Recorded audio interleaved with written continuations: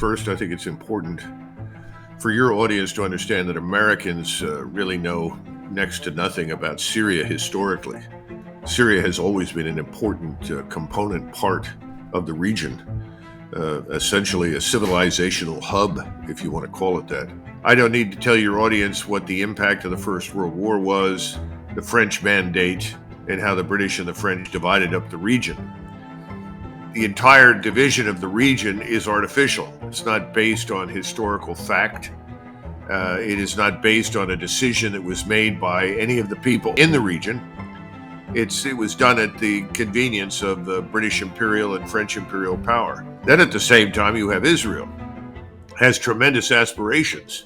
It wants to effectively subjugate the entire region to its will. However, the Greater Israel Project is real because of the United States. It's real because the United States Armed Forces stand behind Israel.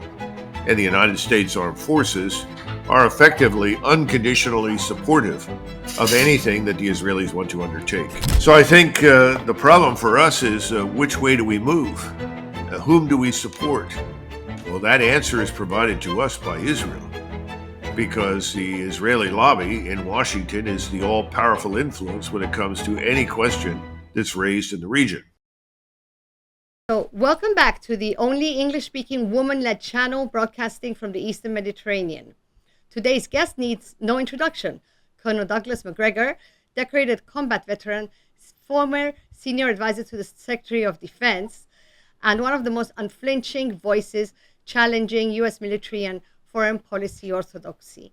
We're going to dive deep into what Western media won't, from the real stakes in Syria to Israel's expanding footprint, to the illusion of American control and the rising public backlash at home.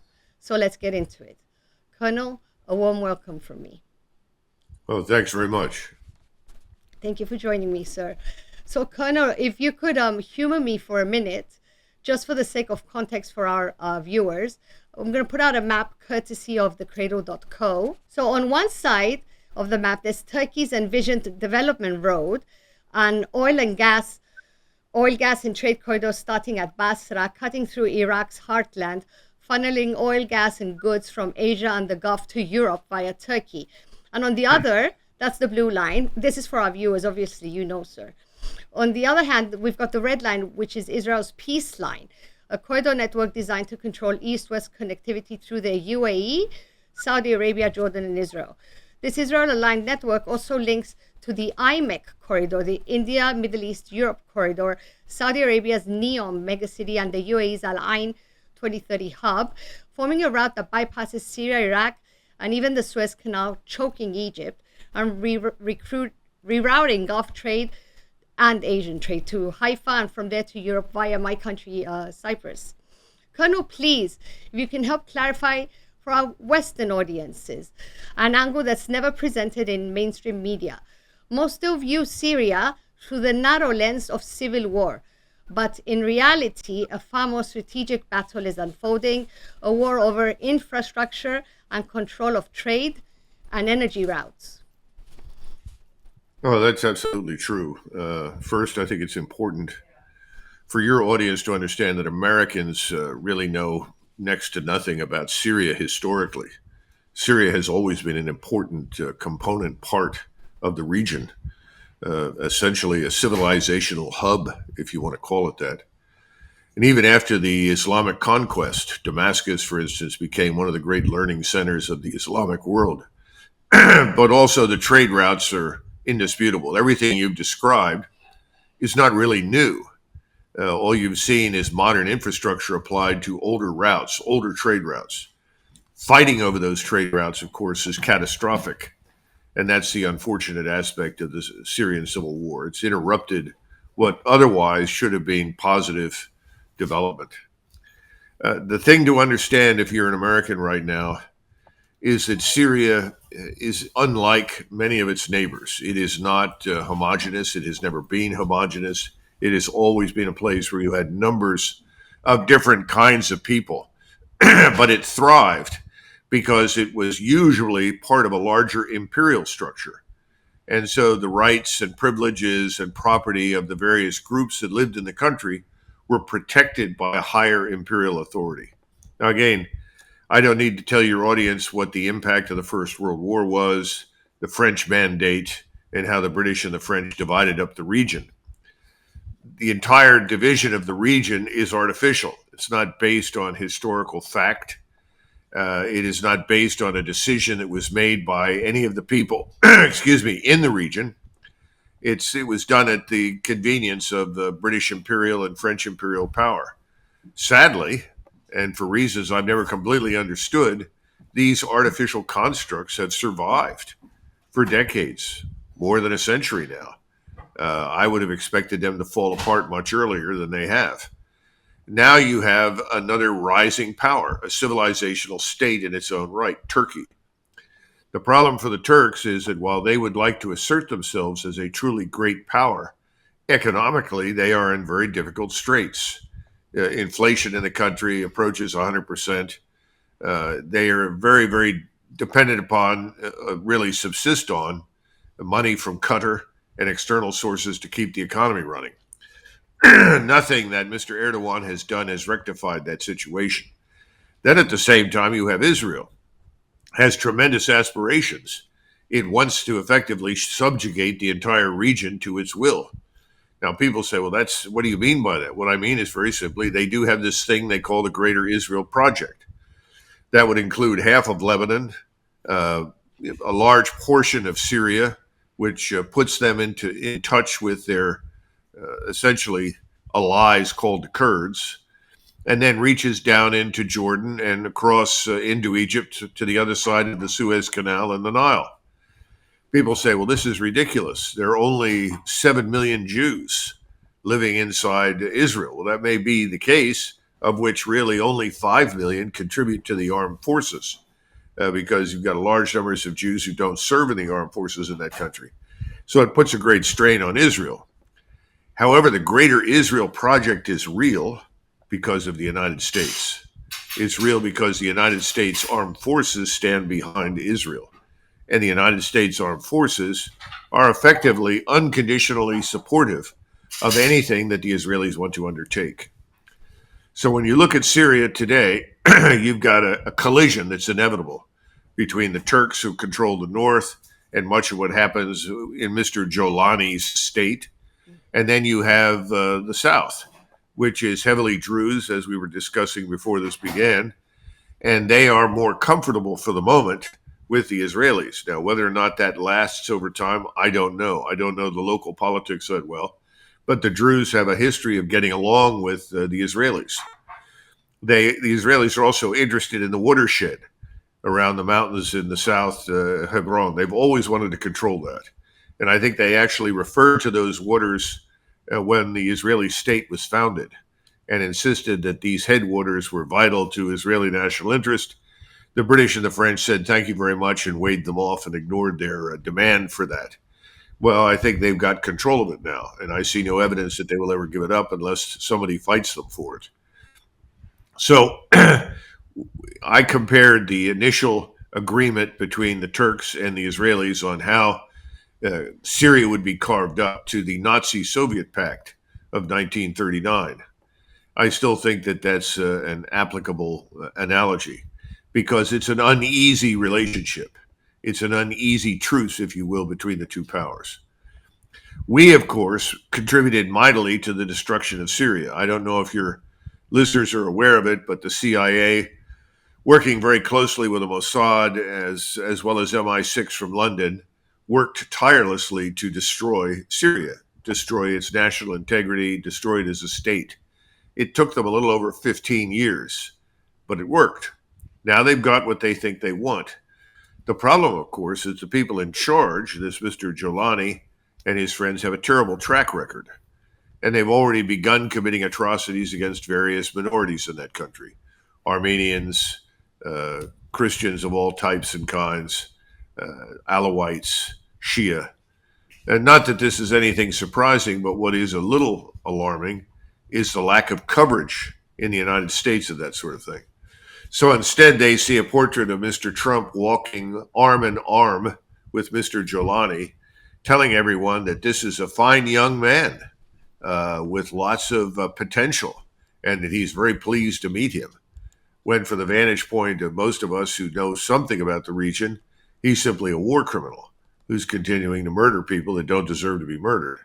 Not that anybody does. Now, you were talking about this competition, though, on infrastructure side. First of all, the route that reaches from the Indian Ocean up through Iran, across the Caucasus into Russia, that is going to be fiercely defended by the Russians and the Iranians. It's real.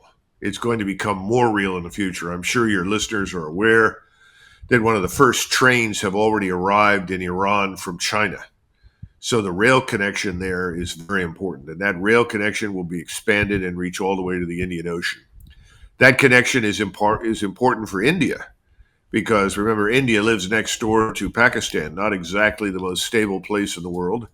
And the ability to ship through that new approach from southern Iran up into Russia, from Russia then into India, into Europe, is very important.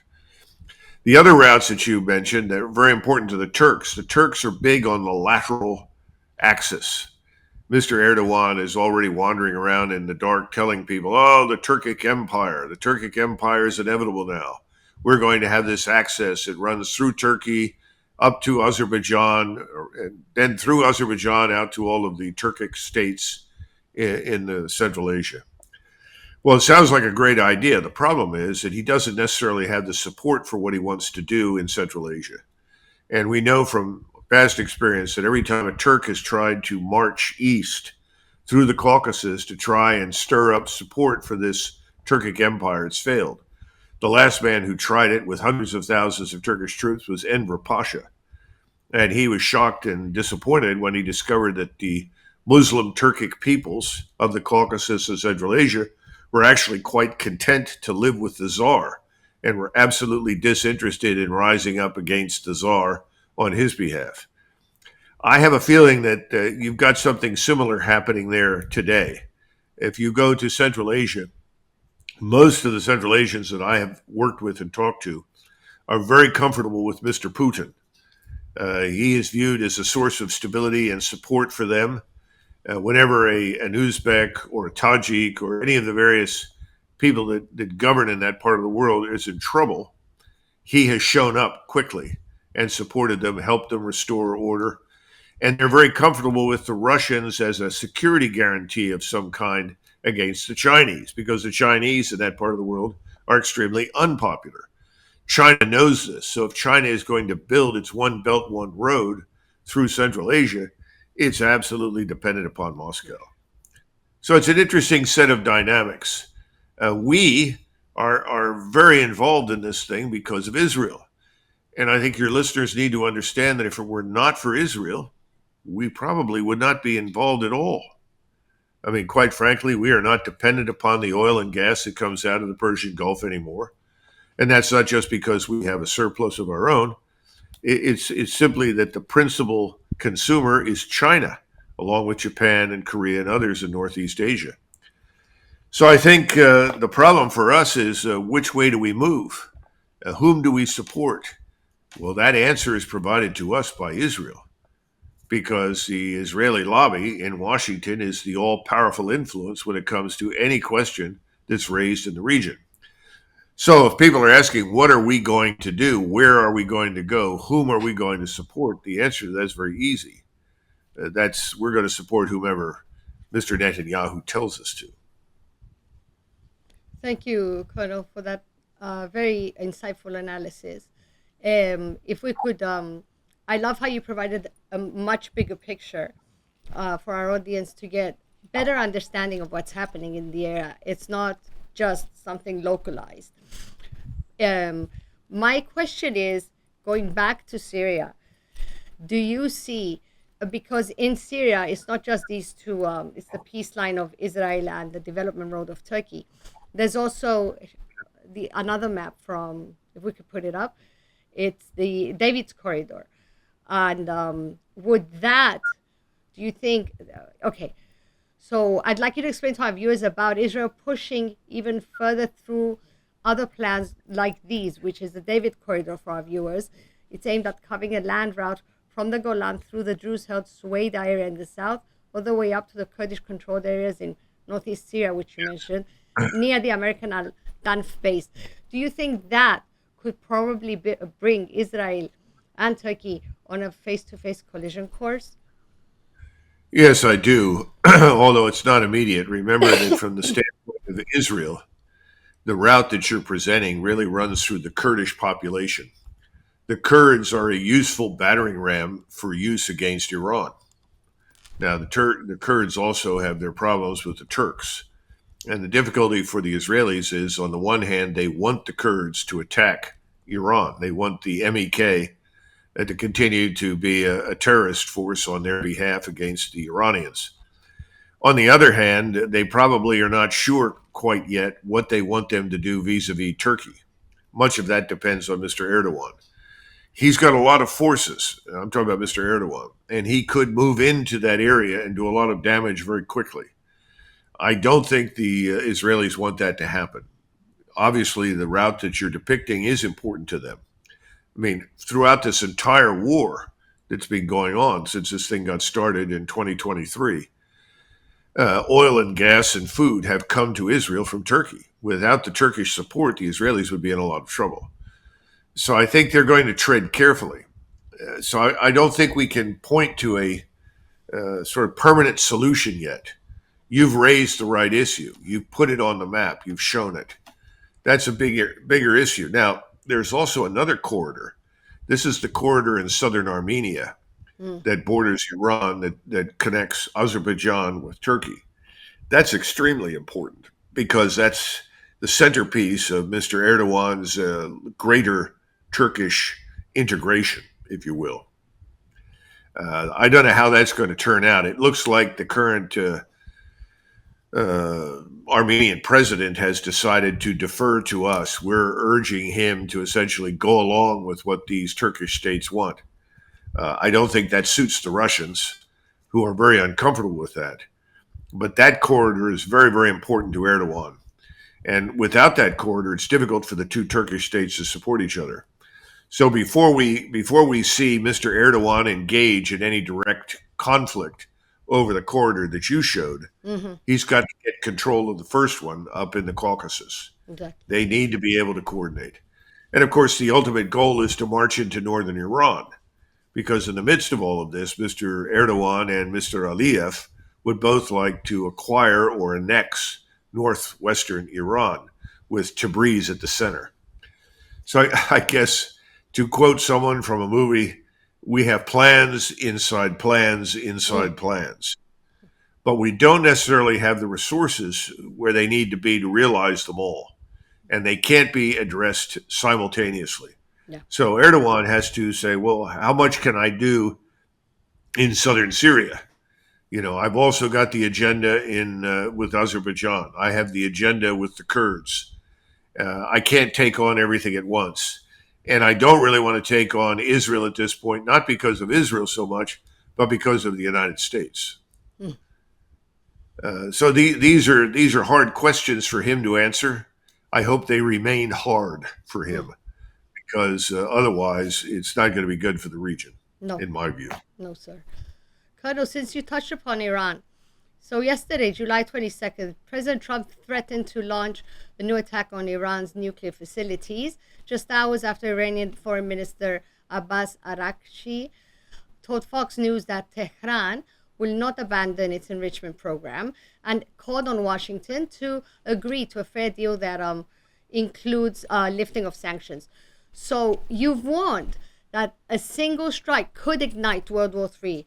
And during the 12-day war, we narrowly avoided it. In your view, Colonel, is the Trump camp misreading Iran's actions during that 12-day war? And are they also now misreading Iran's global red lines today? First of all, I think another resumption of conflict, in other words, another extension of the war between Israel, the United States, and Iran, is probably inevitable. Yeah. Now, I'm not sure what the trigger will be or the catalyst, but I think it's hard to avoid. The problem that President Trump has is a problem that more than one U.S. president has faced over many decades. You make a strident remark a comment that commits you to action, and then later on you want to retreat from that policy position, you find it's very, very difficult to do so. My own experience with Mr. Trump is that this is not someone who wants a war with anybody. Unfortunately, he both talks his way into it and he supports others, like Israel, on the way into it. So I think we're going to see a resumption of conflict with Iran. Now, the Iranians, in the meantime, have not committed under any circumstances to the production of a nuclear weapon. Remember, this enrichment was always about civil use and civil application. The Israeli influence in Washington, the Israeli control of our Congress, the Israeli influence in our media convinces everyone on any given day that anything the Iranians say must be wrong. In other words, that the Iranians are always lying. The Israelis are always telling the truth. It's sort of an interesting dynamic, and there are millions of Americans who are fed this sort of thing on a daily basis. So when you say, well, wait a minute, we could come to an arrangement. I mean, this is just civil use. Why are we pressing for complete abolition of any enrichment whatsoever in Iran? And the answer is, well, you can't trust those Iranians. You know, this will just get worse. We have to strike them. They're the number one terrorist in the world. Well, one man's terrorist is another man's freedom fighter. And let's be frank, most of the people I don't think view Iran as a terrorist state at all. This is an old mantra that's been with us since, well, for 46 years. The Iranians have directed most of their activity against anyone who was threatening their co-religionists. In other words, if you're attacking Shiites in Lebanon, Shiites in the Emirates, Shiites in Yemen, well, yes, the Iranians will eventually try to help their co-religionists. Although whenever they've done so, they've tried to do so without necessarily being dragged into direct conflict themselves. Well, now they have no choice. They're in direct confrontation with Israel. That means ultimately with us. Iran was far, far more powerful than the Israelis initially thought when this war began, this 12-day conflict. I think the Israelis grossly underestimated them. I think Ben-Gvir made that comment. Other Israelis, retired officers, have made that comment. So I think the Israelis know they're much more powerful than they thought. Secondly, the Israeli economy is actually in worse shape right now than the Turkish economy. They're in no better shape than Mr. Erdogan's Turkish economy. The difference, of course, is we subsidize them. Yeah. And so as long as we can subsidize them and keep them going, there's no incentive for them to change direction whatsoever. Finally, the Iranians now have spent a lot of time rebuilding their integrated air defenses, and this time the Russians are there in strength helping them do it. The Chinese are providing a lot of technical expertise and support in terms of logistics, supply, aircraft. So if this resumes, Iran is going to be in a much stronger position to fight than it was the last time around. Now, you said, then we go to World War III. Well, that depends.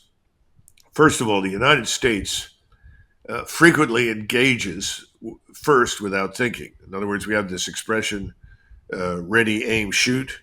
Well, we often say ready, shoot, aim. We screw it up. There's a lot of bad thinking going on in the senior levels in military thinking about what we can or can't do, what we should or should not do. The possibility that you can involve yourself in a war that lasts longer than a few days or a few weeks is something that I don't think anyone is considering. The possibility that your initial conventional confrontation in the future would fail badly, and that the pressure on the United States to turn to a tactical nuclear weapon in order to save face and not look like a loser is going to be tremendous. I think there are some people that understand that, but the majority of people in Washington are stuck in a time warp. They think it's 1991. In other words, they don't see how profoundly the region has changed. They assume that everything they see today will be there next year. That includes the ruling elites in the Arab world. I don't think people understand that the ruling elites in the Arabian Peninsula are actually on very fragile ground. What they want to do, which is usually enrich themselves regardless of the circumstances, and what their populations want are not the same. You have a similar situation in Egypt. You have General Sisi, who is desperate to hold the country together. He knows how fragile it is, but he could also be lost overnight by an angry population that sees him as an Israeli or an American puppet. In other words, the region is not stable at all. And this war has made it that much more unstable. Now, you have an interesting situation on Cyprus. And the reason I bring that up is that Mr. Erdogan warned early on that if the Israelis or their allies utilized the air facilities, in other words, the airfields on Cyprus, that he reserved the right to attack Cyprus. I don't think there's an appreciation for how rapidly this could spread. And the situation between Greece and Turkey, obviously, is not exactly great. So the war in the Middle East has the potential to explode in a number of different directions with uncertain consequences. I don't think we in the United States really understand that. Exactly, sir. Sir, I would like us, even though it's a hot topic recently and discussed around, I'd like us to touch on, because you've mentioned it quite often in your responses right now, on like the capture of the U through lobby in DC, who's really in control. So you've warned that the US is being dragged into wars by design, not by accident. And that quote you said is the Israeli lobby shapes US foreign policy more than voters ever will. We now have US officials openly declaring loyalty first to a foreign state, like Senator Ted Cruz shockingly did on Tucker Carlson a month ago.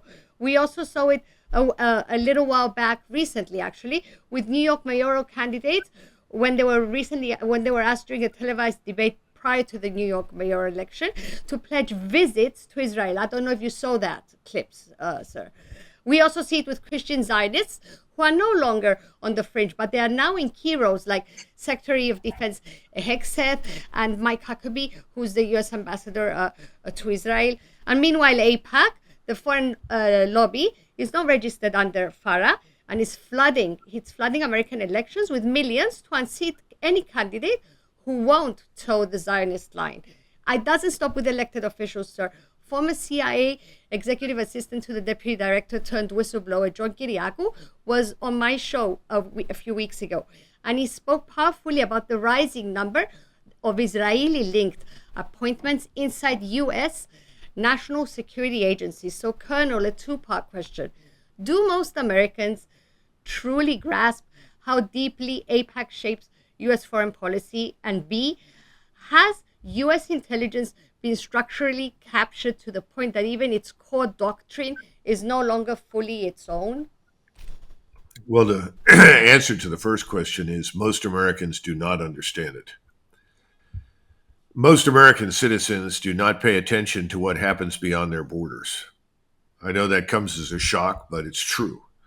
I once had a Spanish general staff officer who worked with me at Supreme Headquarters, Allied Powers Europe in Mons, Belgium, and I asked him what he thought about America. He had been there. He said, well, America is not a country or a nation, it's a planet.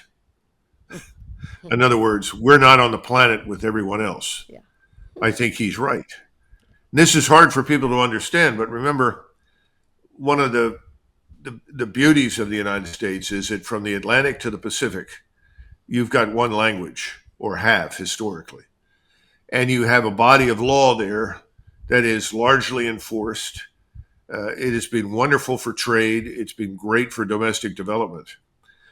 And we grew rich really between 1870 and 1950. That's the big period of expansion and growth in the United States. It's not that what happened before was not important. I'm just saying that's when everything explodes. You get the giant scientific industrial base that we have or had. And then these wars enriched us because we were never touched by them. And that's something else. The last time we were actively touched by war was the Civil War between 1861 and 65. So the interesting thing is that you travel around the United States and you'll see all these placards that go back to the Civil War.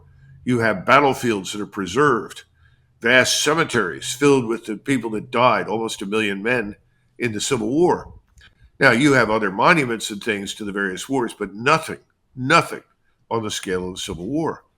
My point is this that if you live in a country that is invulnerable to external threats for all intents and purposes, you don't need to know a lot about the rest of the world.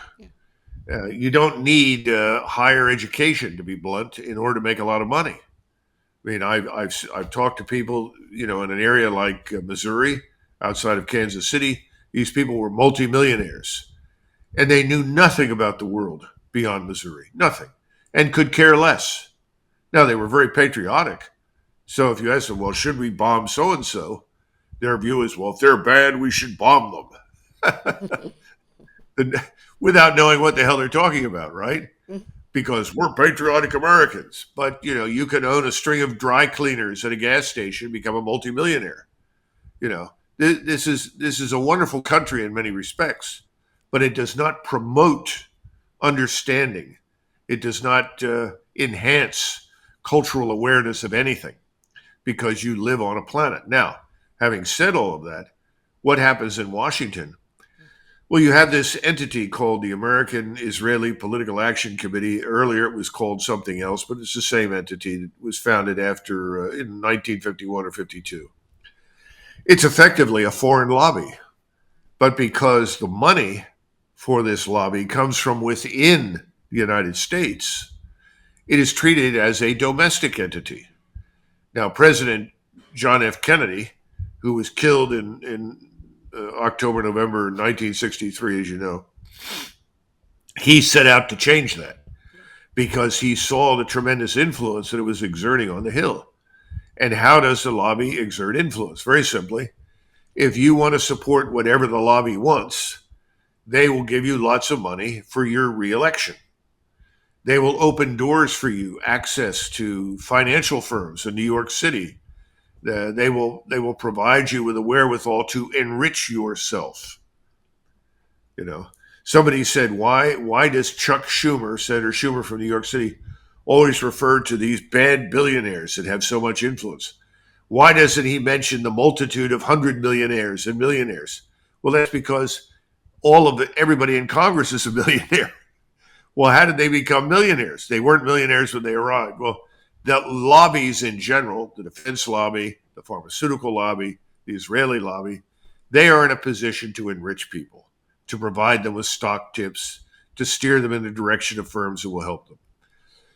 So when you watch Mr. Netanyahu come to the United States, he's interrupted 5 times by standing ovations. Yeah. Is that because everyone in the Congress is Jewish?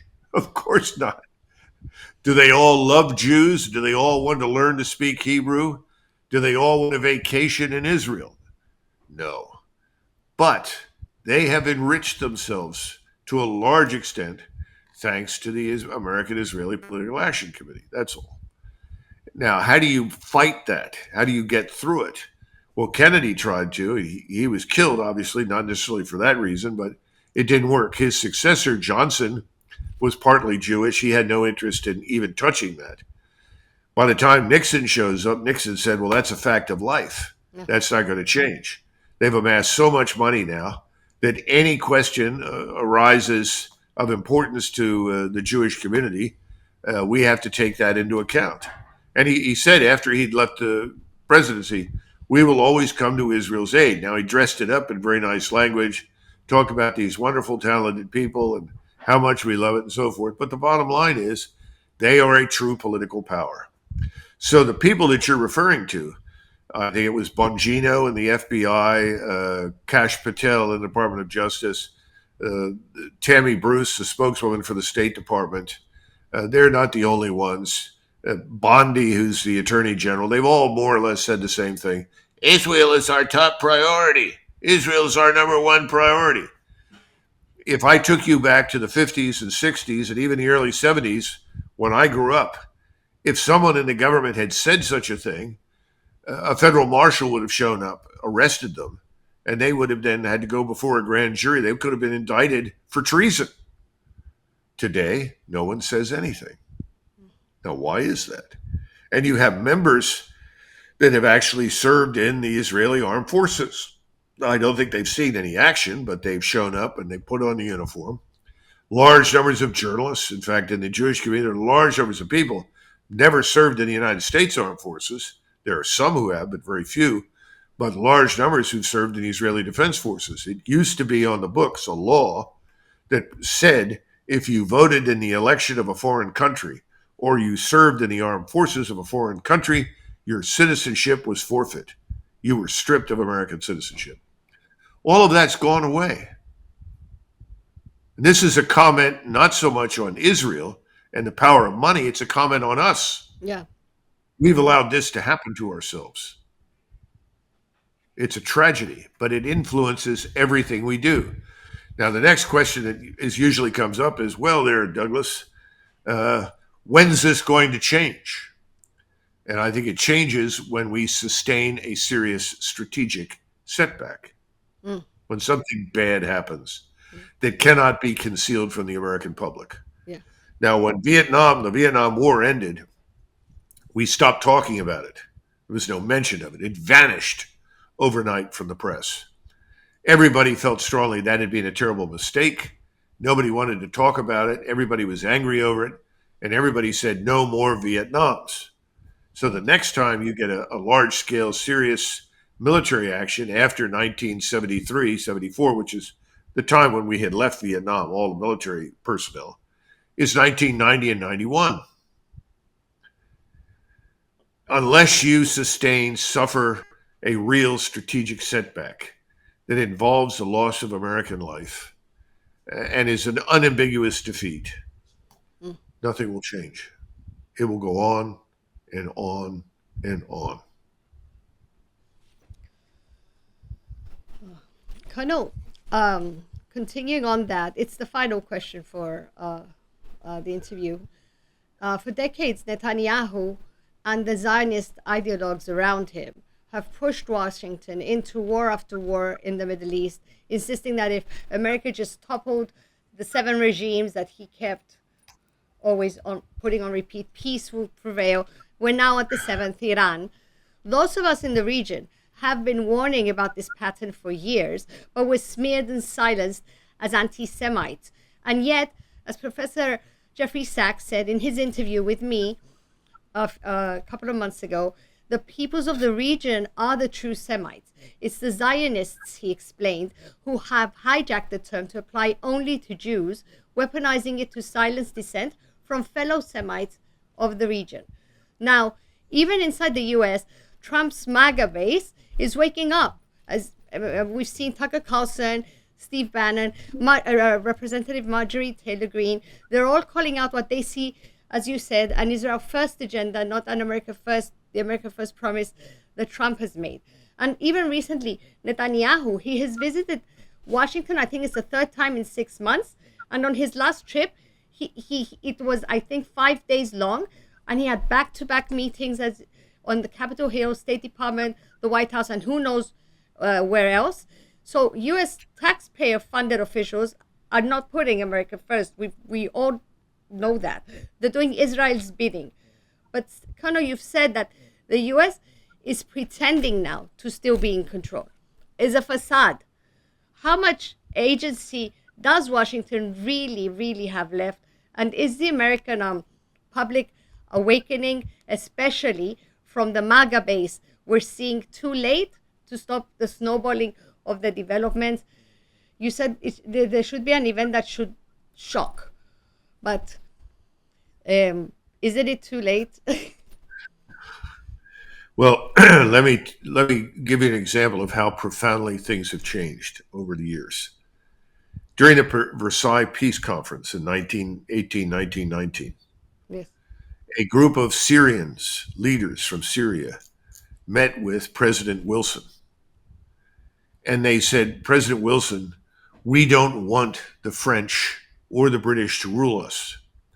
Would you send a force and help administer Syria?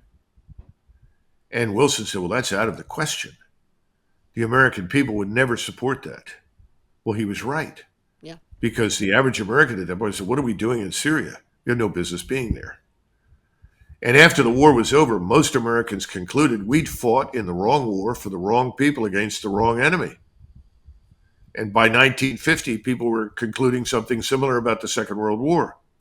What I'm trying to tell you is that in those times, we had a strong sense of who we were, what we believed in, what we thought was right or wrong. That has now been distorted dramatically. So Americans now think it's normal and natural for us to involve ourselves in the affairs of other people. This is what I call the bombs away club. Oh, we're bombing Slovovia. Well, that's great. Slovakians, they must be bad. This kind of nonsense. It's horrible, but that's where it is. People don't understand the implications of their actions. Yes, there are people, not just in MAGA, but I would argue on the other side, on the left, who are reaching similar conclusions, who are not comfortable with this. But they're not well organized. They're not well funded. And if you're not well organized and you're not well funded, you are irrelevant in politics.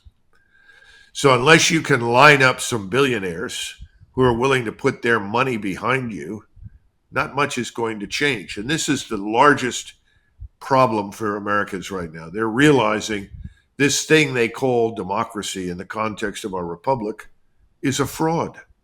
It's not real. You have a small number of people with a lot of money who are determining the course this nation takes. Now, we've had this before, off and on. The difference was that the billionaires back in the early 1900s, late 19th century, people like Andrew Carnegie or J.D. Rockefeller, they were Americans first. The billionaires we're dealing with are not. These are people, frankly, without roots. They are part of this international class called Davos men by Sam Huntington, the professor at Harvard. In other words, people that they live beyond us, remote from us. And that's why I wrote a piece recently called Versailles on the Potomac. And it was directed at President Trump and his government and the people in it, trying to tell them that if you persist in behaving as though everyone is irrelevant except you, if all you do is listen to your donor or donors and ignore the American population, if you live remote from us, not just in thinking, but also geographically, you will not last. You will be removed. But the problem is that right now it looks grim. It looks as though, well, nothing is going to change in the near term. But we have financial problems, and we could spend hours talking about our financial system. It's very fragile.